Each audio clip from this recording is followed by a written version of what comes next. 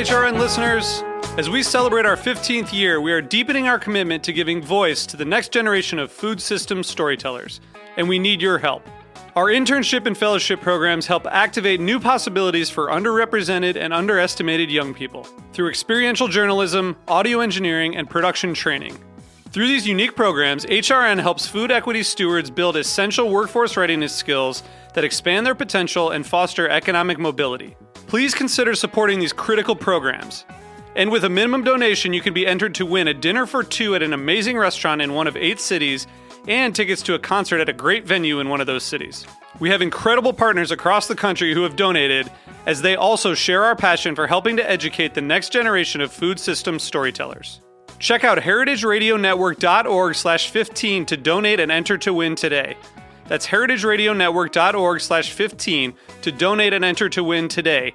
And make sure you donate before March 31st. Thank you.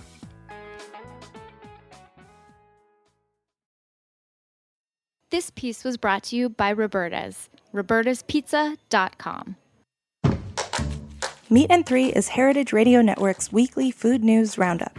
This week on Meat and Three, we're bringing you highlights from Feast Portland, like our chat with the one and only Andrew Zimmern. I'm super excited to be here because for people who do what I do for a living, we do tons of, desk side chats and podcasts and interviews and stuff like that. And you circle the handful of ones in a year where you get to talk with people that you're really excited about talking with. So this is awesome. We picked up on some recurring themes while talking to our impressive roster of guests, including the current state of Portland's food scene, personal identity, and, believe it or not, the influence of great chefs' grandmothers. Meemaw never touched a drop of booze in her life and now has a distillery named after her. But I grew up in her garden and she taught me all good things come from scratch and women can be anyone they want to be. So tune in for this week's extra special episode. Subscribe to Meat and Three wherever you get your podcasts.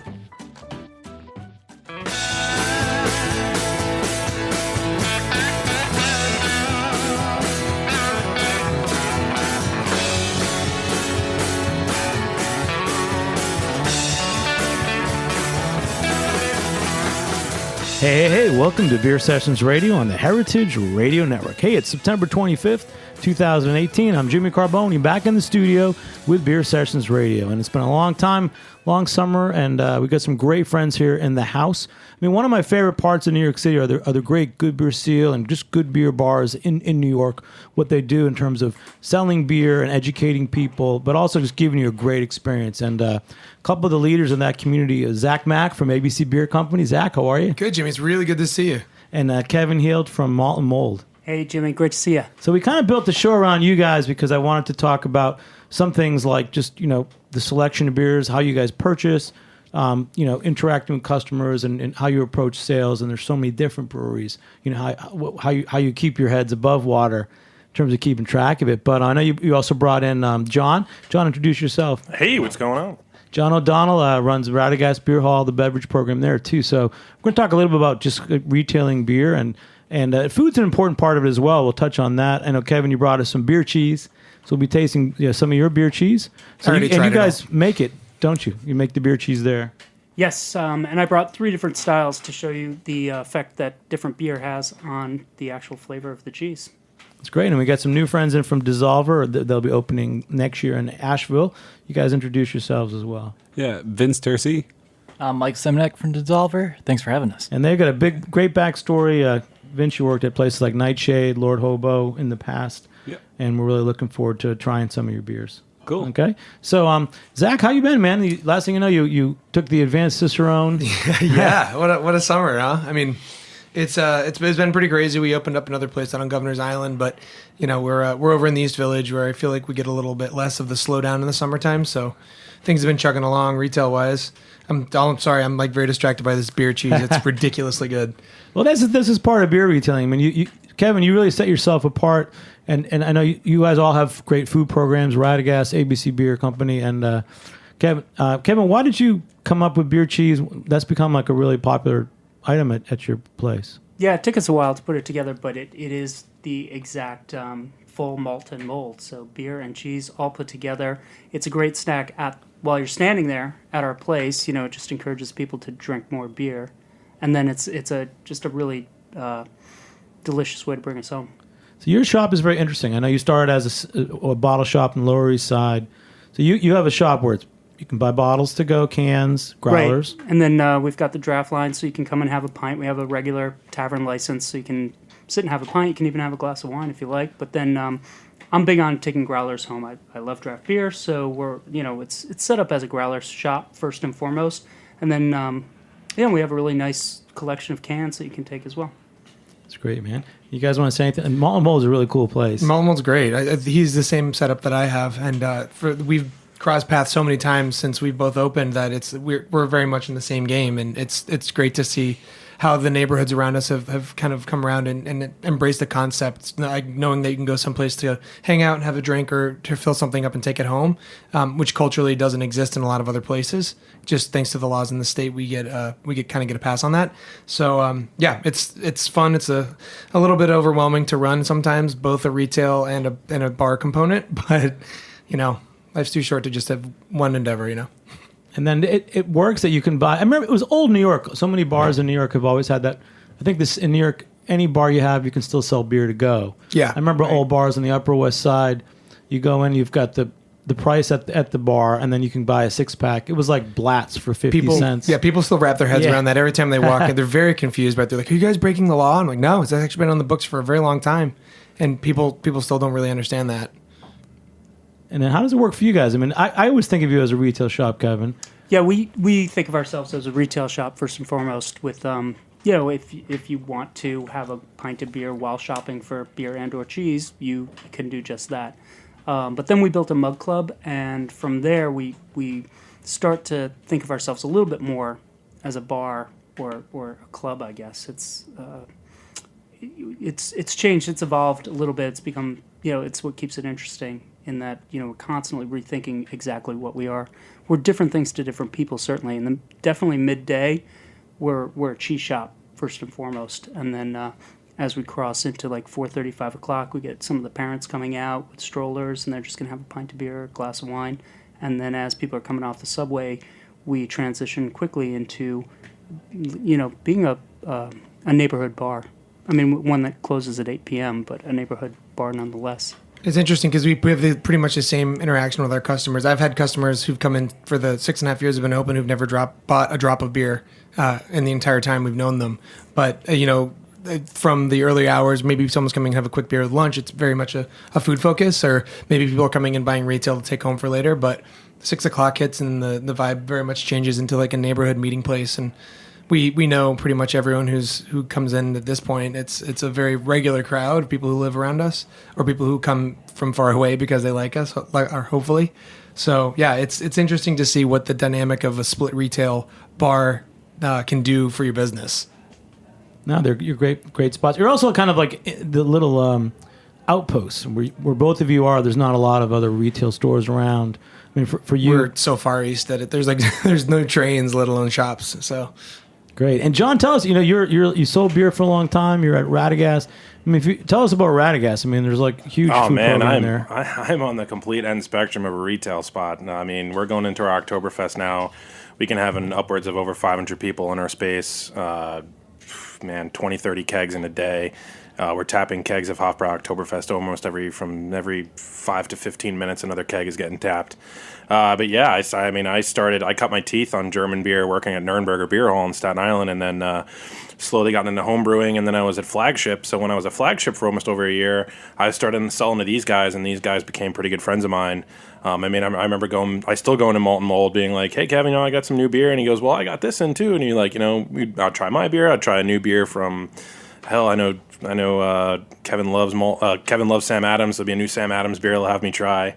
And then, and I'm just, and then I finally just started transitioning into the buying side of the world, and recently starting at Radegast, doing the beer program there, which it's been pretty intense now for the past. We converted 2 weeks. You over. We got you. Yeah, I was at Taproom 307 for a little while, running that beer program, which was pretty crazy. 40 rotating tap lines, so pretty crazy transition from beer sales to Hey, Radegast, you have a dedicated sausage cook, don't you? Yeah, so we have a full kitchen, which has kind of like an Austrian-Hungarian comfort food vibe to it. We just launched our Oktoberfest menu, so we added like a new pork shank and a new charcuterie board. And then our grill is just all really great, imported sausages from Poland and Germany, really high-end stuff that we get through Greenpoint. So we do burgers, portobello mushroom sandwich, sausages all through the grill on the outside, which is pay-as-you-go. So a little bit of everything for, depending on what people are looking for. That's great. When we get some special guests, the DSSOLVR guys, are we drinking your beer right now? So this is a collab that we did with Atlanta Brewing Company. So we're formerly Red Brick Brewing Company. They just rebranded. Brought in a bunch of new production workers and kind of like overhauled the whole brand. So they felt like, rebranding in general was a really good move for them since they're 25 years old. But this is part of like a bigger collaboration, like I guess tour that we're doing where like, until we get open, we can't brew any of our own beer. So we're brewing beer with a bunch of our friends. What are some of the breweries that you're making beer with right now? So we just got back from Boston and brewed a beer with the guys where it all started for me. At Night Shift, we brewed a triple IPA with honey. And then the first one that we did was Mexican lager with the guys over at Ardent in Richmond, Virginia. We've got sour IPA with a bunch of crazy fruit and citrus to like see how that fruit and citrus can interplay on a similar backbone. And then we've got ones coming up with Troon and Magnify and Ken Falls at some point. Zillicoa and Resident Culture are the more local ones in like the Asheville, North Carolina, Charlotte area. So yeah, we're just going to be traveling around and brewing beer and seeing what happens. And you seem to know everybody, don't you? I guess so. Yeah, it's a small world. But yeah, I've been doing this for a number of years, and before that, we was in the homebrew scene and was a cellarman for Nerax, which is like New England Real Ale exhibition. So it's the largest at the time. I'm not sure. I haven't kept up, but at the time, it was the largest exhibition of like cask beer in one place. So it was really cool to be able to like completely go into a VFW and overchange everything. So you would roll in, and there were 300 plus casks on tap. If I'm not mistaken, it was wasn't the head cellarman, didn't he write a book recently last year on how to take care of cask beer? Randy Barrill? Yes, he actually came to Flagship last year, and we did a bunch of cask beers. He was really cool, and we had a whole cask event, and he came, and he spoke, and he did signings of his book. His name is Randy Barrill. That's incredible. Awesome. That's pretty great. That's absolutely incredible. Yeah. And his whole thing is he runs that festival, he runs that program, yeah. Yep. So I worked under him, and then Mike Labby was the coordinator for the whole thing. So I worked with those two guys. I'm like, cool. So, in a cask beer, these things you want to tap beforehand and let them breathe, and these other things you want to tap immediately. Like a German lager is like tap it, open it up until it's gone, and people will just like consume. But something like a big imperial stout might need to breathe for a little bit longer. So, or something that you might need to like fine. Cask culture is crazy. But yeah, that's taken so long. When I was studying for advanced, last time I was on the show, we were talking about this. Cask was the one thing I feel like I had absolutely zero exposure to, whether out drinking it, pouring it myself, anything. So like reading about it, finally I was like, man, there's just so much I don't know about this. That's making me jealous a little bit. I wish I'd be there for that. It's a trip. Making me jealous too, man. Well, cask, all these things change so much. That's part of being a retailer or a seller of beer. Cask 12 years ago, everyone was putting everything in cask, and now it's cans. But you guys have a lot of, very ambitious with DSSOLVR, and I'm really happy that you guys came on. So we're just going to chat about, beer industry. But this beer cheese is, it's really good. I've had it out at some events, Kevin. What's the secret? Is it really that you're just using all your scraps of leftover cheese? We use a proprietary blend of Jasper Hill cheeses, and that's what makes the magic. And then that's the word, proprietary blend. I like that. Yes, and then we use a different beer every week. And the hoppier the beer, the spicier it gets. We're not quite sure of the science on that, but that's been proven. Who wants to taste? So someone wants to. Zach, you want to do a taste and talk us through? I already had some in the beginning. I went a little silent because it was so good. But I've had all three so far. Yeah, and I guess I want to see what he says because I haven't. You got to try the three styles. So we used an Oktoberfest in the first one, and that should be you're gonna get a little hit of spice, and then we used a Finbacks Brightfield Kolsch.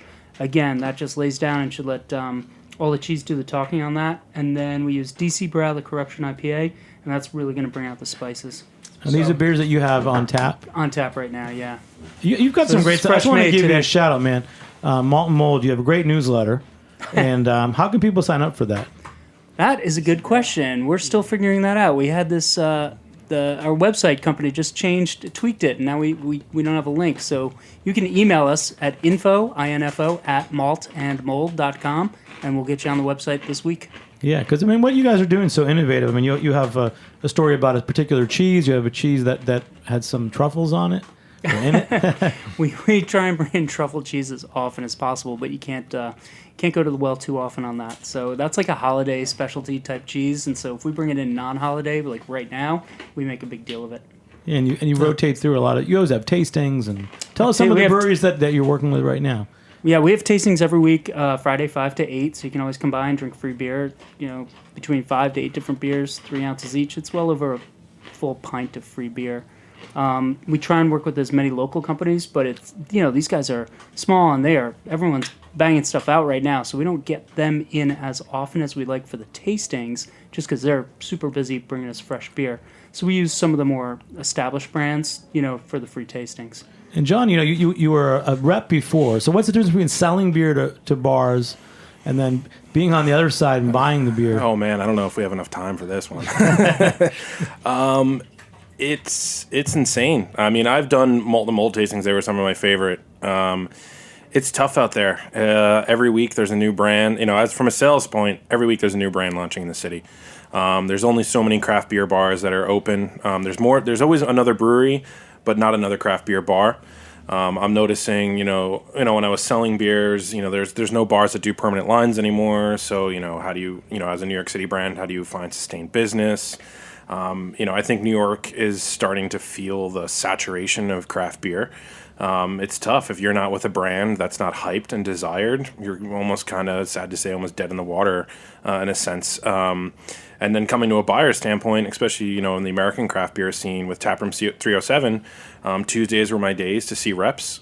Within 2 hours, I had 30 different reps from 30 different breweries trying to push any different kind of beer. So it's kind of, I got to pick carte blanche of whatever I wanted coming into the city. If it was a new launch from So how Canada, did you do it? So you just said, this is my window, and you show up, and I'll... So I had 2 days. It's like, hey, this is when I meet with buyers, because other times I had to do payroll or whatever I had to do, and I'm like, hey, this is when I meet with suppliers, and I would have everybody from 6 Point to whoever the newest brewery was launching in the city coming to me. Now with Radegast, a little bit different. I'm only dealing with European beers. It's a little bit different. One of my passions, it's what got me into craft beer, was European beers. I think it's what got a lot of people into craft beer. A little bit simpler, but there is even more. Actually, John, on that note, on the way in, you said you're having a hard time getting real German Oktoberfest. Yeah, I beers. was really talking to Zach about it. It's hard finding now on off-premise accounts like supermarkets, delis, and things like that. They've concentrated more now on American craft beer, and it's like just to find a wine. Thankfully I found Weinstefaner Fest beer. Can't find Hofbrau Oktoberfest anywhere. It's just, I think the turn has made right to American craft now. I had to find a sample. I needed to go out and buy some Hacker Pashore, and I couldn't find it anywhere. I remember looking around, and I think the website was telling me to go to New Jersey, which was, I'm not going to Jersey. No offense, Jersey, I'm not going. But it was... Not going. Well, that's a good start to the show, guys. We're going to take a short break. We'll be back in a few minutes on Beer Sessions Radio. All right.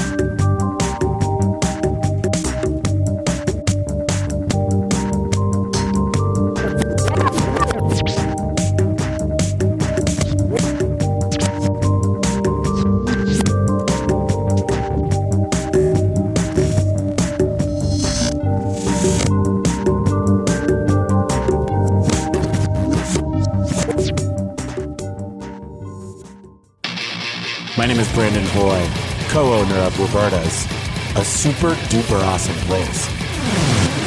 Roberta's is a very, very, very, very proud sponsor of the Heritage Radio Network. We're also super awesome. Thank you, Heritage. Hey, welcome back to Beer Sessions Radio on the Heritage Radio Network. We're talking about selling beer, buying beer. We got some great beer bars here, and new guys up from Asheville, North Carolina, soon to open DSSOLVR. So, Vince, we just had one of your collaboration beers. What is that again? Yeah, it was a dry hop Pilsner with all New Zealand hops. So the idea was to try and look at like how the different hop varietals that are used in a traditional Pilsner, like how those oils then would, like the ratio of how those hops kind of split out, and then looking at like a quote-unquote New Zealand equivalent. So super low alpha, but like significantly fruitier. And it ended up like transforming it into a significantly more fruity Pilsner than what was initially planned, but it turned out really nice. I think we got lucky with you today because I know you were in town and you're a late addition to the show. So you ran the night shift barrel age program. Yeah, so in Boston. So Mike and I actually met at a liquor store. We were both working at Blanchard's in Alston, and then kind of got into homebrewing, and then No way, that place is. I know exactly that place. Yeah. It was crazy, man. I grew up north of Boston, so I. Oh yeah. So we were both like living in the general area. They call them packy stores. Exactly. Yep, exactly. And both of us kind of had our minds blown by craft beer, and this was like 9 years ago. Yeah, something like Beer that. Advocate guys were just like kind of catching their steam with all their fests, and like being able to go out to those was just like mind blowing.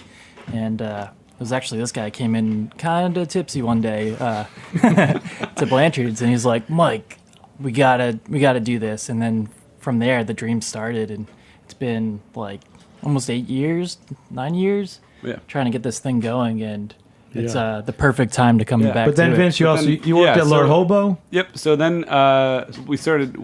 Beer, guys. We did the homebrewing thing, and then we got introduced to the night shift guys who were just opening up. Like it was, you could go into like 3 bottle shops and find their bottles, and they kind of were like, "Oh, well, if you're interested in getting more into the business, maybe come and work for us." So I helped them do a big push and expansion, and then I helped to open up Lord Hobo.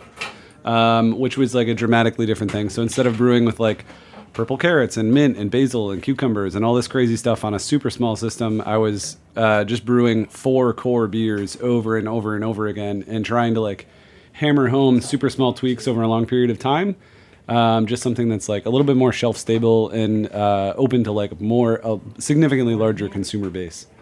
And then from there, I went down and worked. Did you make boom sauce? So was that you? Yeah, I did do boom sauce. I can't take credit for it now. I haven't been there for a while, but like you know. Wow, yeah. I'm not gonna lie. I think Angelica has been. Have you had that in yet? Have you had Lord Hobo in? Of course, yeah. Oh man, Adam Zuniga was working for those guys, and he's a big proponent. I'm a big fan of his. So when they entered New York for the first time, it was kind of a given we were going to pick them up. So yeah, they're on our shelf. We're doing well. We're pouring them. Sick. And Every time I go I home- wanted you to give a little backstory. And first, kudos, Kevin. Love the beer cheese. Thank you. And again, that's Caitlin who makes that. That's Caitlin's Also, famous. if anyone can hear, it sounds like soldiers goose stepping in the background. It's just us chewing on these pretzels. I swear to God. That's an image, Zach. Yeah. But so Vince, really, like as you're talking about these collaborations, you mentioned one brewery you're trying to focus on the oat character, another one fruit and acids. You're really like a thinker in this regard. Yeah, so it all started when I was at night shift, and then we got more focused on like, cool, so how do like super small changes then affect the overall stability of a beer? So like, how do you make this more shelf stable, and then how do you work with larger distributors and retailers over a much larger market, right? Like the guys in Boston that were all clamoring to get Trillium at the time, so this is like right when New England IPA was kind of starting. Those guys were not the same guys who that same tap line was also trying to be allocated to 6 Point, but there were way more lines that were trying to be allocated to 6 Point. So it was like going after a different market at that point. And not 6 Point in particular, but just like a different realm of beer, like a little bit more approachable. And then from like a bar standpoint, right? It's like, think about 5 years ago when hazy IPA was like a thing. it was like, oh, cool, we'll have one. And now it's like, oh, cool, if we don't have like 2 or 3, people are like, what's going on here, man? Well, I think what Night Shift really benefited from was actually doing their own distribution in Boston. Totally. I mean, because we can go on and on about the whole Boston beer scene and the Pretty Things debacle and all the beer guild, but I think what tried and true is Night Shift did a really great job, and I think he also did an article, I think it was in Brewbound, about saying one of the articles, please don't open up another craft brewery, open up another craft distributor. And that was one of the best articles I read. I was like, yes, this is what's going on in beer sales now. Yeah. Subsequently, then we're opeting up a craft brewery. There you go. Yeah. But yeah, so it all started with like getting kind of crazy with Night Shift and like, cool. How do big changes impact, and then like how do you work with farmers and get like all these crazy spices, and then how does that translate into beer, and how can we be as different as everybody else? But when you're growing, it's not a sustainable thing to just be as different as everybody else. So then at Hobo, it was like, well, cool, how do we focus on these super small things and tweak to be like the most approachable so that everybody can kind of like your product and you have like a similar overarching flavor profile that then like if you're having a single IPA or a double or whatever, it's approachable and it's semi-similar and people know what they're getting into. But then I went down and helped open up the production facility for Burial.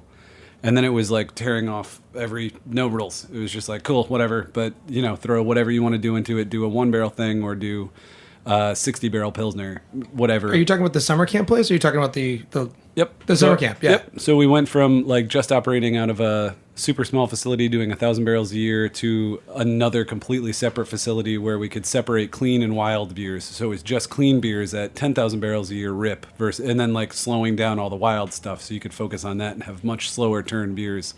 Because, when you have a pub, you can't like tie up a tank for 6 months with a Brett IPA or something like that. But then like when you've got a full production facility and you can funnel everything through the pub, there's no rules. Yeah. So yeah, we just like saw that the Asheville market was like rife for paying attention to local agriculture and applying all the crazy stuff that I learned from Night Shift, and then applying some of the like more intricate fine-tuned details that we got from Lord Hobo, and then paying attention to like what's happening in Asheville right now is crazy because it's not this like different markets grow, right? So like New York wasn't growing at the same rate that California was in terms of like retail sales or breweries or anything like that. And then Boston was behind that. But Asheville was like, I don't know, 10 years behind that. So like now there are a lot of breweries, but it's not the same. So there's still a lot of growth and we're being impacted by all these different things. But like specifically from a retailer perspective, everybody's focused on like what's brewed in Nashville. So there's not a whole lot of like attention to like the German beer scene, like Oktoberfest and stuff like that. I think, I mean, correct me if I'm wrong, I think like the median age of Asheville is like 31 years old, 30 years old. It's like a super young city, really, really advanced, really progressive. And that's just the scene there is just so young. Yeah, but it didn't used to be. So it used to be like a retiree kind of thing. So the median age was like 60 something, and then it was like 50 something, and then it was like 40 something, and now it's like ebbing down closer to 30 something.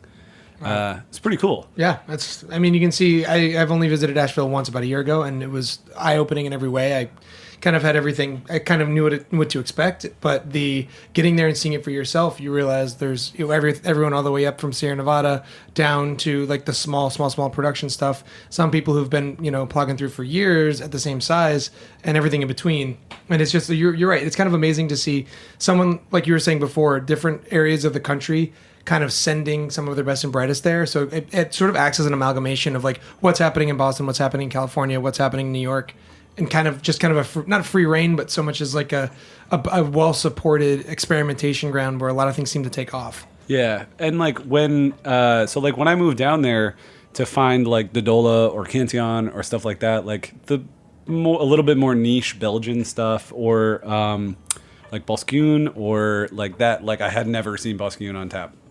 Or Thierry, for example, like hadn't ever been on tap in Asheville. It might have been, but like maybe for like 3 weeks, however long the keg lasted. And then there wasn't really like a large German beer presence. So like Asheville started to like almost turn in on itself, where it was just paying attention to local. And then now people have kind of started to realize that, and beer bars are opening up and bringing more German beer in, more Belgian beer, more French beer, more Italian beer. And so it's like starting to look outward again. And this is like a part of this huge growth phase that's happening in Asheville that we're super stoked to be a part of. Because now that people's like the palate's been elevated because so many people are moving in. So we're influenced by, Florida now, and Tennessee's having a harder influence on us, and California is starting to have a harder influence on us. So because so many people are looking at Asheville, it's experiencing this like crazy rapid growth phase where like way more beer styles. The average person is not just going in and being like, "How's the brown ale?" Ugh. But What about bar food? So we got beer cheese at Malt Mold in New York. What are some foods that you see typically at the better spots in Asheville? there is a decent amount of like food trucks, and then in general, there's not like each of the breweries now are what people go to rather than like craft beer bars. So it's super interesting to see how all of these bars are trying to like adapt and play. And so now the big thing is people pulling beer from like further and further away. So as opposed to like stay local, it's, you know, you're drawing people from further away, and then they're tying in with either food trucks or pop-up kitchens or something like that. So the food is also slowly expanding from like traditional pub food to like there's a kimchi taco truck and like a grilled cheese truck and wontons and stuff like that. And it's slowly just like expanding into everything. I remember actually one night when I was down in Asheville, this was completely through no kind of coordination or anything like that. I was at a beer bar, and that's going to kill me right now. It's like either the Jester or the King. Mad King, not Jester King, obviously. Something in downtown area there, and I walked in and I sat down, and then Thirsty Monk. Thank you. And I'm sitting there, and all of a sudden I see Chris O'Leary walk in, like a New York beer writer, and I was like, Chris, I had known he was in town. New York. Yeah, we showed up there, and then Kevin and Basil from Finback walk in. And then we'd been with Gerard from 1 Mile House, and I was like, I have more people from Brooklyn in this one bar than I ever have in my own bar in Manhattan. It was kind of crazy. So yeah, it's kind of funny to see. Like, yeah, there is a lot more outside focus. It feels like in certain areas they're just kind of highlighting beer culture in general in some of these spots, which is good for Asheville, I think. Yeah, I mean, I guess how do you guys see it impacting? Like you were saying before, you know, there's no more of these like dedicated tap lines. So how is that impacting like the general shift in consumer? Like, how are people consuming beer differently here if local or like a dedicated tap line is more like rotating over and over and over again? Oh man, Zach, Good question. Yeah, it's. Can I take that for a second? Yeah, of course. All right, so I only have 10 lines, and when one kicks, we have customers that will, even if I'm not there to tell my staff what's going up next, I have a spreadsheet. They're supposed to look at it and go do it. But if there's some confusion, they will sit for 45 minutes and wait to find out what's going up next before they make their next choice. Get out of here. And again, that's not all of my customers, but there is a certain customer type that will wait a long period of time. That's totally Mike. That's totally Mike. I know Mike. I'm not naming any names, Mike. Once again, we have the same exact situation. I have a very similar. I have 12 lines, so not a crazy number. It forces us to go through things very quickly, which is great because some of our I think regulars that's come the in. perfect number. Oh yeah, you come in on a Tuesday and then you come back on Thursday, and half of them are different by and large. And I have the same thing. I have people who they'll call, and we have a tap counting system. They'll be like, "Are you close to kicking, the Finback?" And I'm like, "Yeah." Like, well, what are you going to put on next? Do you think you're going to kick it tonight? Because I can wait to come until tomorrow if you think that's going to be on. So people will kind of like, it's not every customer, but there are a few that are as into the rotating taps, because the can selection has definitely become more rotating as we edge into the 16-ounce local fresh offering thing. But there are still, I think there's a lot more static on the shelf for what's available, and people appreciate that. But for the draft program, especially with the Crowler machine, that has become a huge hit for us. It's become a huge draw for some of the guys who are the more exploratory of the fans that we have. I mean, when I was selling beer, it's. Let me clear my thoughts here. I mean, Taproom 307, I was doing 40 lines. And when you're selling beer, unfortunately, the rotator accounts just can't sustain business.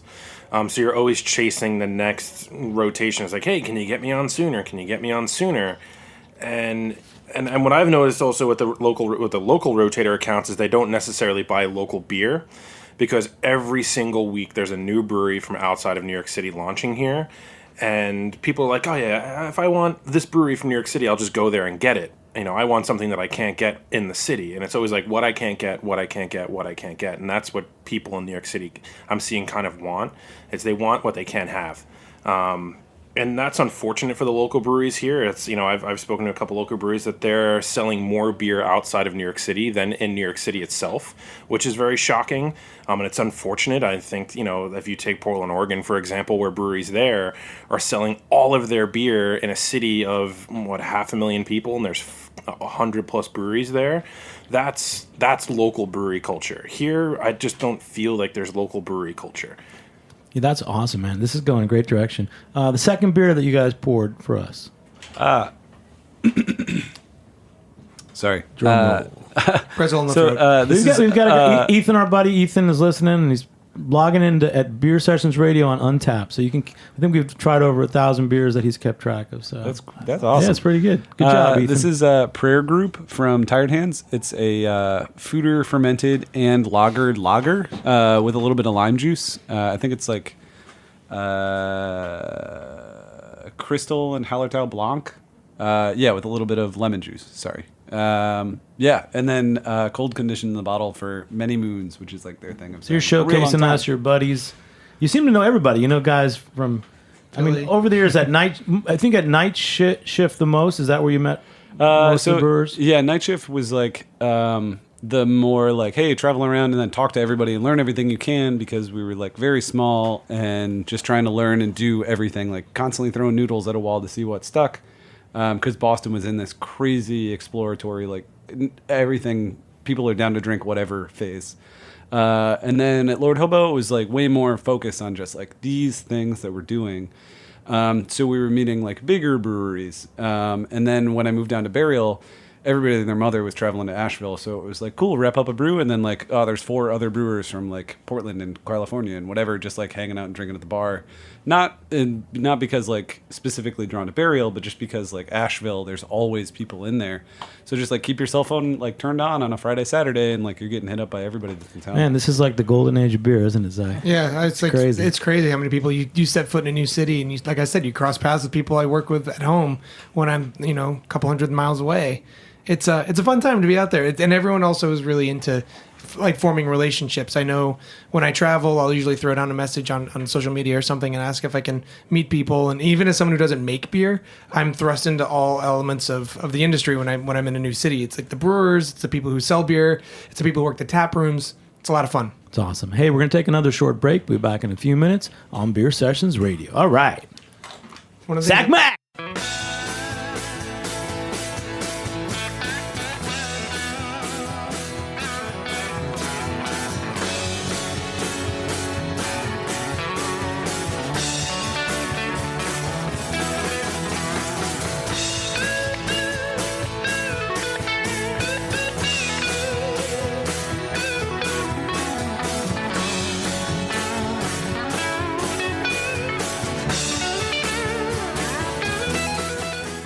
Hey, welcome back to Beer Sessions Radio. Hey, we're on live, Matt, right? We're still on. Yeah. Okay, cool. All right. That was a great song, man. That was our theme song. The Three Amigos, the Beer Amigos, they had a podcast out in Long Island, and they did that for us quite a while ago. So thank you, the Beer Amigos. So we just tasted your second beer, and we're talking about, different parts of the beer scene, but that's pretty interesting what you just pulled out, Zach. Took my thoughts away. There's a membership club in North Carolina. Tell me how that works. Yeah, so the way that North Carolina beer law is stated is if 50% of your food has to be derived, or 50% of your sales has to be derived from food, or you have to be a club if you serve liquor. So there's all these bars around town where like you can't get in unless you have a membership card, and most of them are like, it's $1. And then you hold on to this card, and then a lot of people will just have files in their phones where it's like, all these places that I'm a membership to. But then there's one local bar that's right across the street from Burial that only sells memberships on very select days of the week. And then did you have to fill out a thing that's like, what's your favorite song? Yeah, and exactly. Like, what would you put on if this was on the jukebox? Yeah, exactly. What should we put into the jukebox and stuff? I was really nice to the woman, and she let me fill it out. She said, normally I don't do this for people with out-of-state licenses. Yeah. And I was like, wow, that's really nice of you. Man, gotta love the South. Yeah. And I still have that card in my wallet, and that was over a year ago. So what was the name of the club? The Prospect. The Prospect. Yeah. They got like bocce and a pool table. It's like where everybody on the South Slope, if you work in the beer industry, you go because you know that you're not going to be inundated by tourists and stuff. It's pretty cool. Yeah, this is what we talk about on the break. So, Well, tell us more places like that, Zach. I mean, you've been out into Asheville. Let's talk about Asheville, because I mean, Asheville. When I was there, I was during a beer tourism conference, and I was happened to be moderating something down there. So I got to go and tour White Labs, and I got to see so many. I got to tour the Maltsters out just outside of town. At Riverbend? Riverbend, those guys. Yeah, those are my homies. Yeah, those guys are great. And so we got like the full kit and caboodle. Like we got to see. We didn't get to go to any hop farms, but we went to everything else. So it was a really interesting trip because I was with a bunch of people who were more tourism focused than they were beer. So I was kind of along on this trip with people who were like really engaged and asking questions. In a city like Asheville, it's like going to Bordeaux and not knowing anything about wine. So it was a really cool experience to get this. And also, like I said before, going to places all the way up to the size of like Sierra Nevada and New Belgium, and then down to really, really small ventures, which the Burial main tap room, which is like barely larger than Roberta's here. And it's just really, it's an awesome city to go to. Even if you're apathetic about beer, you'll find something you like. Yeah, man. And what could we look forward to when you guys open DSSOLVR in 2019? I mean, there's a great on your Instagram. So, Mike, tell us about your Instagram. There's a really cool video of the doors to your spot and a beautiful patio. Yeah. My goal was just match Vince's creativity with beer with, my ability for design and animation.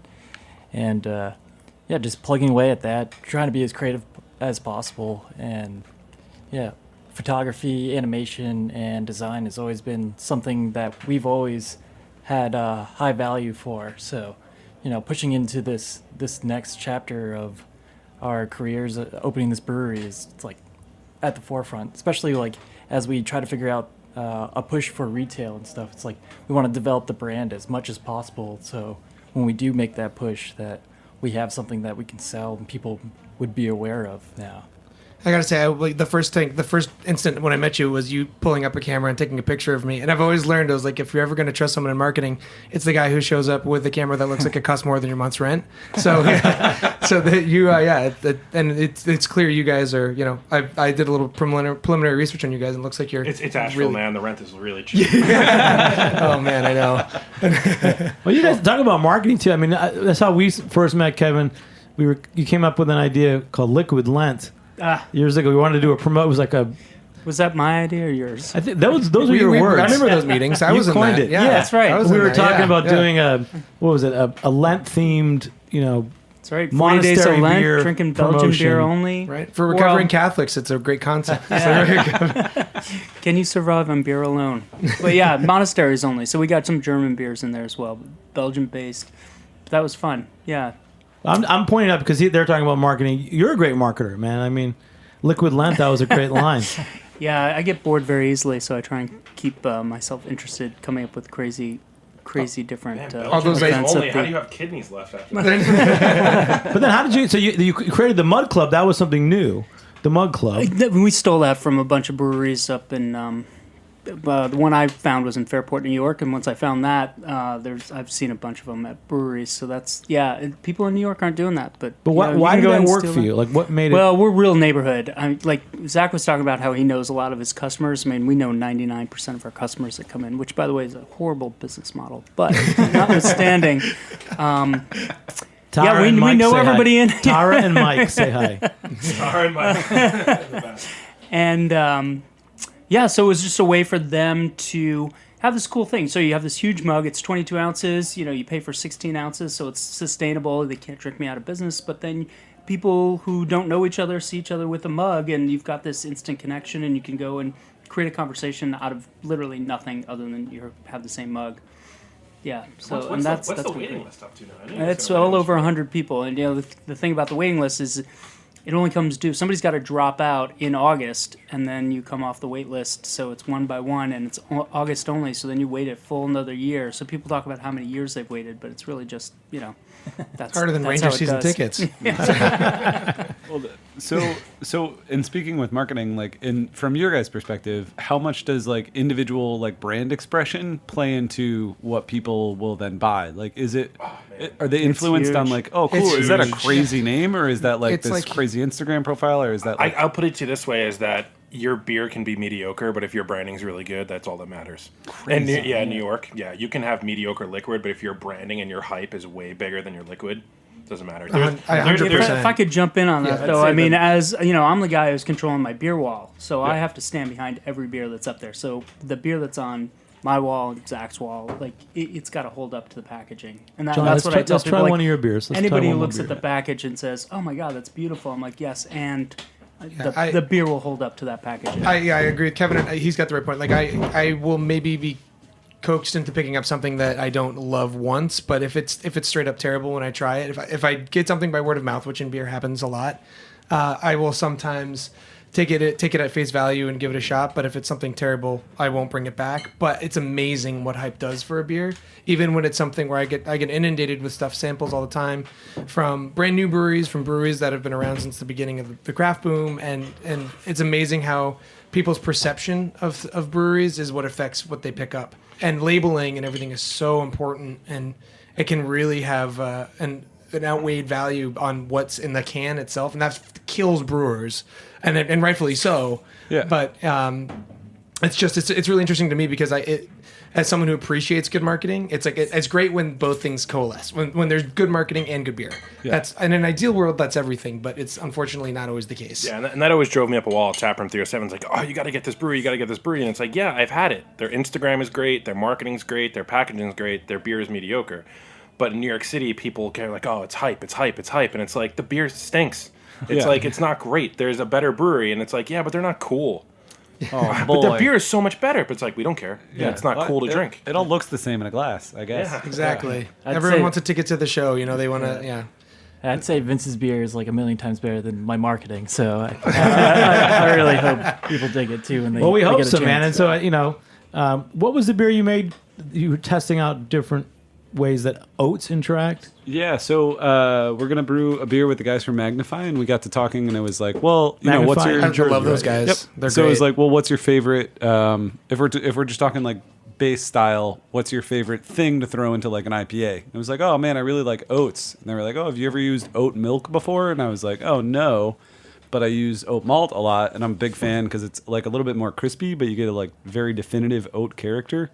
And flaked oats are just more for like soft mouthfeel. So we were like, well, what if we layer all of that together and then like really ramp it? Like, what's the most that we can get? Because 100% oat malt is a totally different beast. So it's like, how much can we like pull in the oat direction without being 100% oats? So what's the percentage of oat? You still have to have barley in there.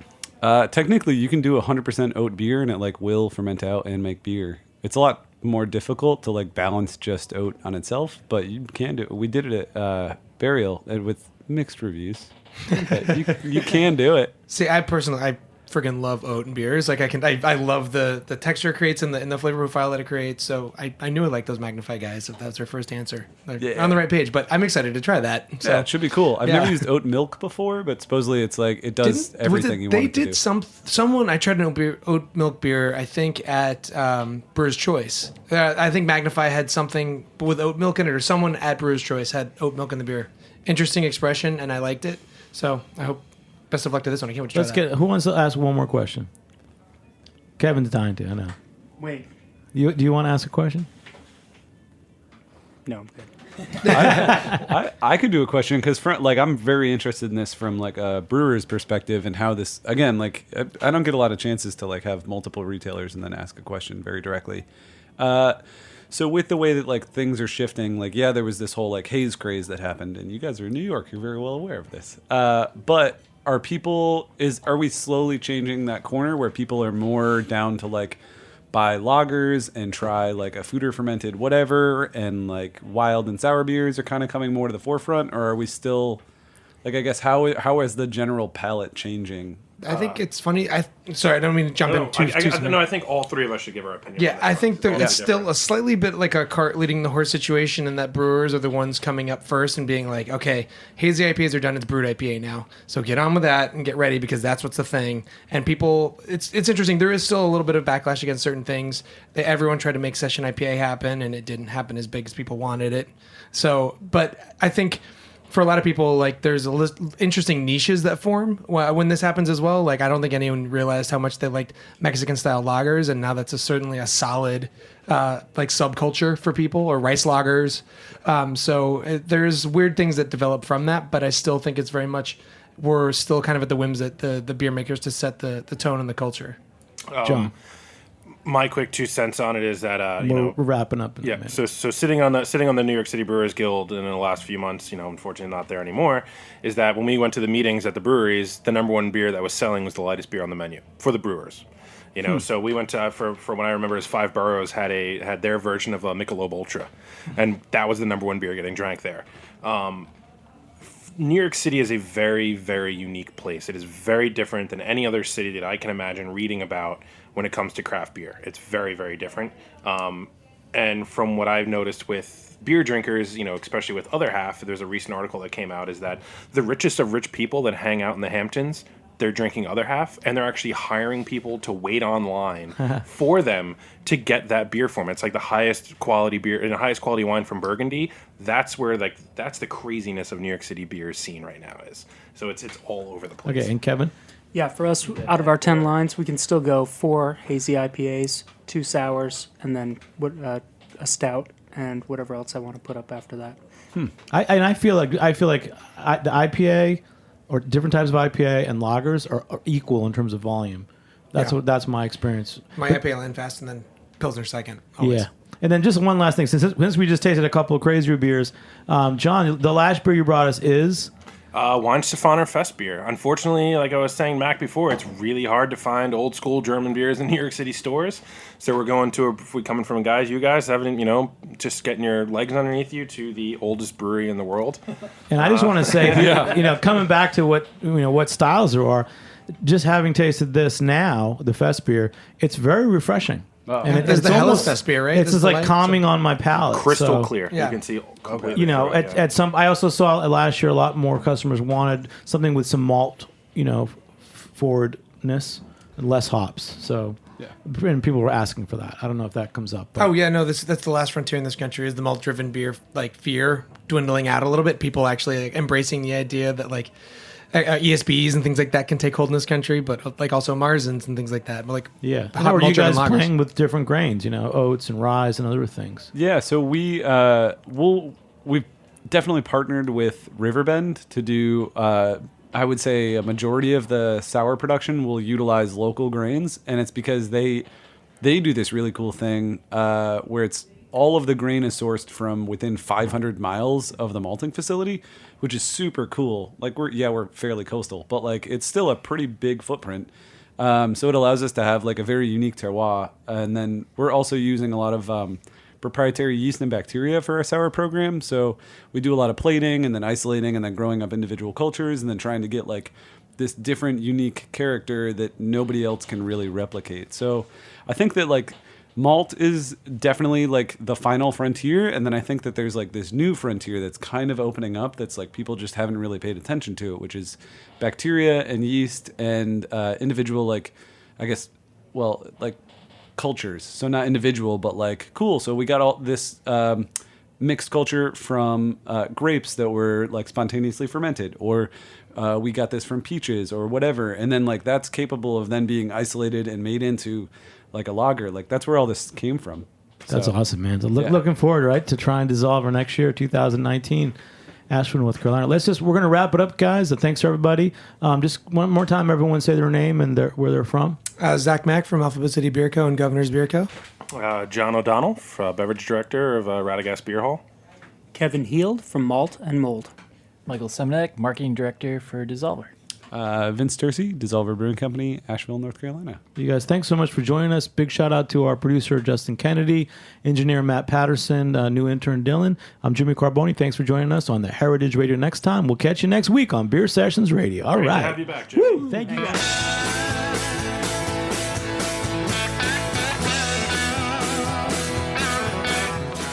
Thanks for listening to Heritage Radio Network, food radio supported by you. For our freshest content and to hear about exclusive events, subscribe to our newsletter. Enter your email at the bottom of our website, heritageradionetwork.org. Connect with us on Facebook, Instagram, and Twitter at heritage_radio. Heritage Radio Network is a nonprofit organization driving conversations to make the world a better, fairer, more delicious place. And we couldn't do it without support from listeners like you. Want to be a part of the food world's most innovative community? Rate the shows you like, tell your friends, and please Join our community by becoming a member. Just click on the beating heart at the top right of our homepage. Thanks for listening.